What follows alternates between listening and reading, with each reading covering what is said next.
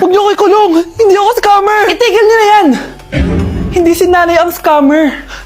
Pero nasa bahay na to, ang totoong scammer.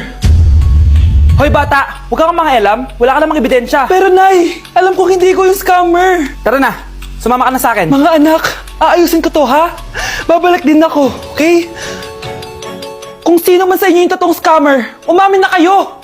Nakulong si nanay, di ba? Ate, walang may gustong makulong si nanay. Tsaka bakit kami lang tatlo sinisisi mo? Eh baka ikaw talaga yung totoong scammer. Imbes na magsisihan tayo, magtulungan na lang tayo para kay nanay. Malalaman ko rin ang totoo. Delivery po! Gabi na, may nagde-deliver pa?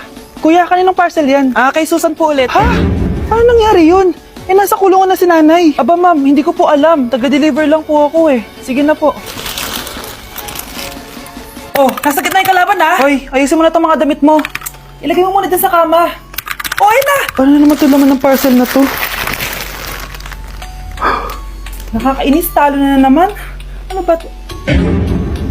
Ba't nandito to? Ito ba yung galing sa scam? Sabi ko na nga ba, ikaw yung scammer! Ate, hindi ako yung scammer. May parcel na dumating at nakapangalan kay nanay. Di ba pang computer to? Eh, ikaw lang naman mahilig mag-computer dito eh. Ano na namang scam ang ginawa mo? Pasalamat ka, minor de edad ka pa. Bawal ka pa makulong. Pasensya na sa ginawa ng anak ko.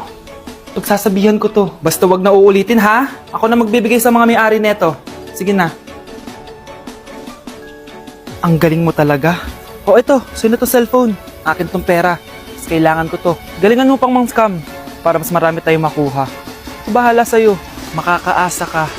Gagalingan ko pa.